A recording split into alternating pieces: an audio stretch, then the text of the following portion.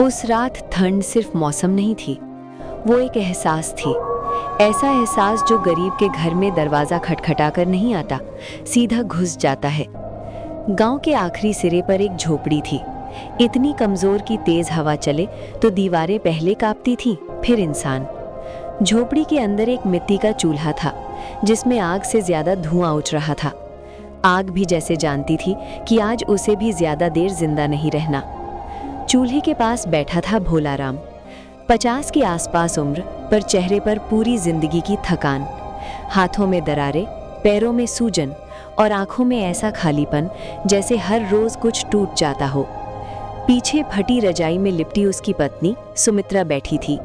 सुमित्रा ने रजाई को और कसकर अपने कंधों तक खींचा। आज भी कुछ नहीं मिला? उसने बिना उम्मीद के पूछा। भोलाराम ने आग की तरफ देखा, फिर धीरे से सिर हिला दिया। सड़क पर फिसलन है, ईंट भट्टे बंद, आज किसी ने बुलाया ही नहीं। सुमित्रा चुप हो गई। उसकी चुप्पी में भूख भी थी और डर भी। घर में आटा इतना था कि बस आज रात निकल जाए। तभी खट खट खट, दरवाजा हिला। सुमित्रा चौंकी। इतनी रात? भोलाराम उठा, लाठी उठाई, दरवाजा खोला। बाहर जो खड़ा था उसे देखकर भोलाराम की सांस एक पल को रुक गई। उसकी छोटी बहन लक्ष्मी और उसके साथ उसका पति देवराज। दोनों ठंड से कांप रहे थे। लक्ष्मी की साड़ी गीली थी, देवराज के होंठ नीले पड़ चुके थे। भैया, लक्ष्मी की आवाज कांप रही थी। एक सहारा चाहिए। भोलाराम कुछ सोच पाता उसे पहले ही पीछे से सुमित्रा की आवाज आई, अंदर आ जाओ। पर उस आवाज में अपनापन नहीं था, बस मजबूरी थी। 4 लोग अब उस झोपड़ी में थे जो मुश्किल से 2 को संभाल पाती थी। लक्ष्मी ने सुमित्रा के पैर छुए। भाभी। सुमित्रा ने हाथ पीछे खींच लिया। ठंड बहुत है, बस इतना बोली। रात गहराने लगी। देवराज और लक्ष्मी कोने में सिकुड़ कर बैठे थे। भोलाराम चुपचाप लेट गया और सुमित्रा की आंखों में नींद नहीं थी। हर बार जब देवराज खांसता, उसका दिल और सख्त हो जाता। हम खुद अधमरे हैं, ये 2 और। बाहर हवा और तेज हो गई। झोपड़ी के छेदों से ठंड अंदर घुसती रही और उसी के साथ धीरे धीरे रिश्तों में भी बर्फ जमने लगी। सुमित्रा को याद आया, शादी के समय लोग क्या कहते थे, भोलाराम गरीब है पर दिल का साफ है। आज उसी दिल में डर बैठा था। सुबह क्या होगा? आज का खाना तो किसी तरह, कल का? उसने करवट बदली। उसकी नजर लक्ष्मी पर पड़ी। लक्ष्मी जाग रही थी, छत को देख रही थी। उसकी आंखों में आंसू थे, पर वो रो नहीं रही थी। दोनों औरतें एक ही ठंड में थीं, पर उनके डर अलग अलग थे। रात का सन्नाटा भारी होता जा रहा था और किसी को नहीं पता था कि ये रात सिर्फ मेहमान नहीं लाई है, ये रात इम्तिहान लेकर आई है। क्योंकि जिसे आज आसरा कहा जा रहा है, उसे कल बोझ कहा जाएगा। और यहीं से इस कहानी की असल शुरुआत होती है। सुबह हुई, पर झोपड़ी के अंदर सुबह जैसा कुछ नहीं था। न धूप पहुंची, न गर्मी, बस वही जमी हुई ठंड जो रात के साथ दिलों में भी उतर आई थी। भोलाराम सबसे पहले उठा, लाठी संभाली, दरवाजा खोला। बाहर धुंध ऐसे पसरी थी जैसे पूरा गांव किसी सफेद चादर के नीचे दब गया हो। उसने आसमान की तरफ देखा। आज भी काम मिलने की कोई उम्मीद नहीं। पीछे से सुमित्रा की आवाज आई, जा रहे हो? हाँ, देखता हूं कहीं बुलावा मिले। सुमित्रा ने कुछ नहीं कहा, पर उसकी आंखों में एक सवाल तैर रहा था। 4 पेट कैसे? भोलाराम चला गया। झोपड़ी में अब 3 लोग बचे थे। लक्ष्मी चुपचाप उठी, मिट्टी के चूल्हे के पास गई, आटे की बोरी खोली। बस 2 मुट्ठी आटा। उसने सुमित्रा की तरफ देखा। भाभी, मैं आधा ही खाऊंगी। सुमित्रा हंसी, पर वो हंसी नहीं थी, एक चुभता हुआ तंज थी। वाह, अब तुम तय करोगी कौन कितना खाए। लक्ष्मी चुप हो गई। उसने आटा फिर से बोरी में डाल दिया। नहीं भाभी, मैं तो बस क्या? सुमित्रा का स्वर कड़ा हो गया। हमने बुलाया था तुम्हें। कमरा एकदम शांत हो गया। देवराज खांसते हुए उठा। उसका बदन कांप रहा था। भाभी, हम बस 2-3 दिन।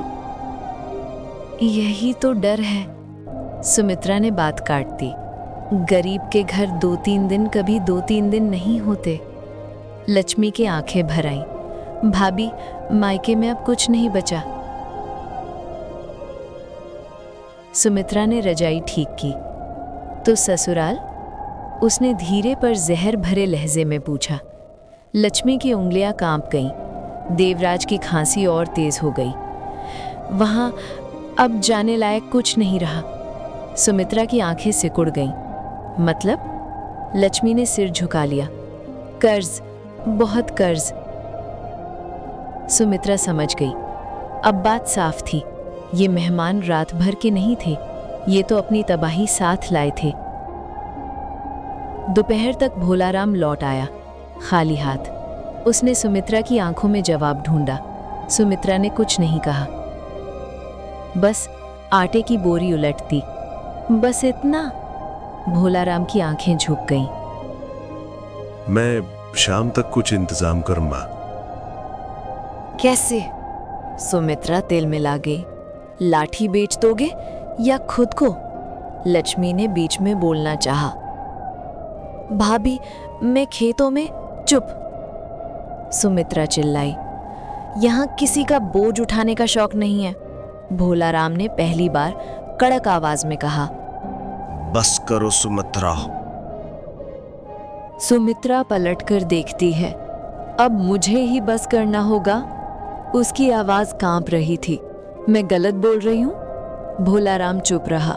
यही उसकी कमजोरी थी और सुमित्रा इसी चुप्पी से डरती थी।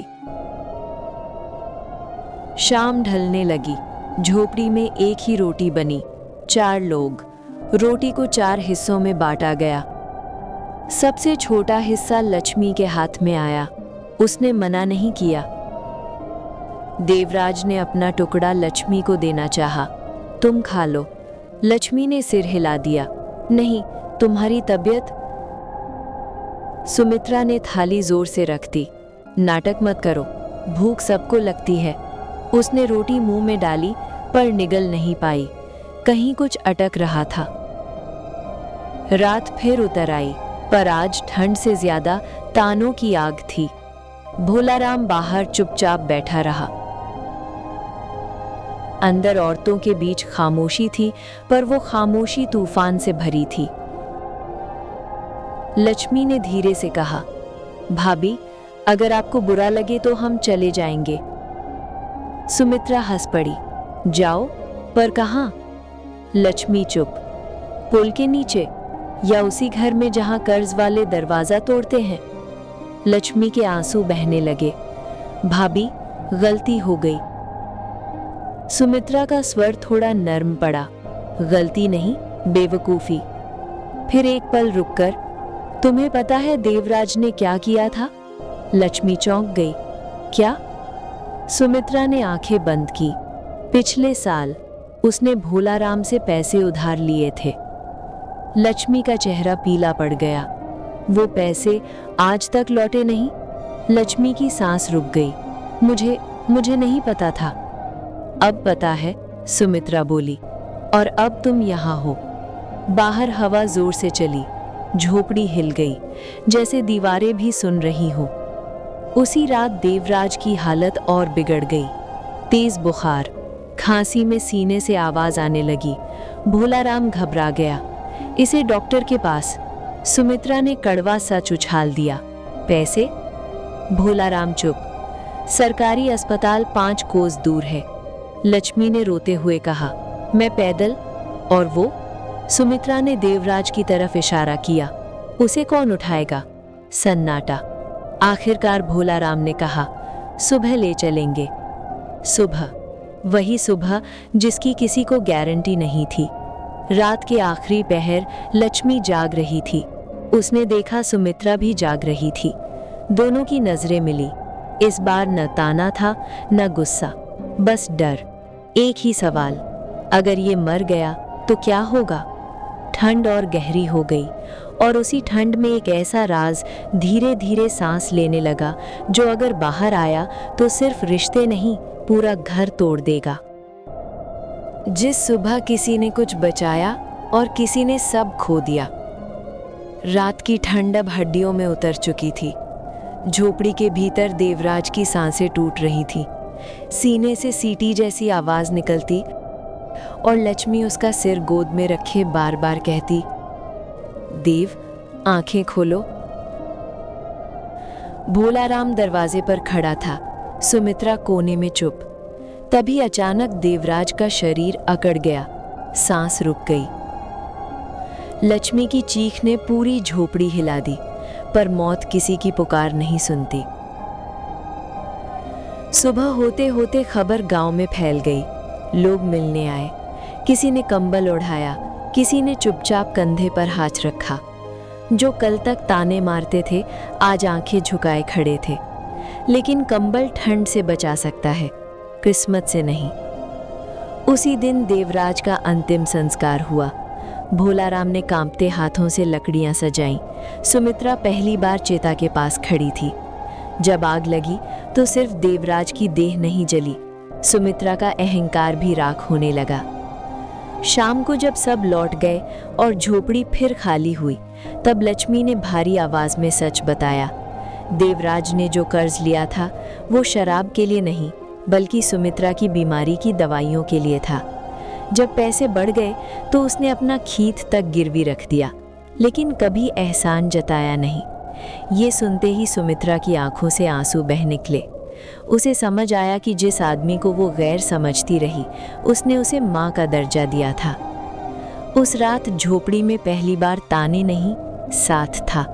सुमित्रा ने लक्ष्मी से कहा कि वो यहीं रहेगी जब तक अपने पैरों पर खड़ी न हो जाए। भोलाराम चुपचाप आसमान देखता रहा, जैसे ऊपर किसी से माफी मांग रहा हो। और कहानी यहीं नहीं रुकी। देवराज भले चला गया, लेकिन उसके त्याग ने घर बचा लिया। गरीबी ने बहुत कुछ छीना, पर सच ने रिश्तों को फिर से जगा दिया। कभी कभी एक मौत सिर्फ इंसान को नहीं ले जाती, वो घर में छुपी ठंड को भी जला जाती है।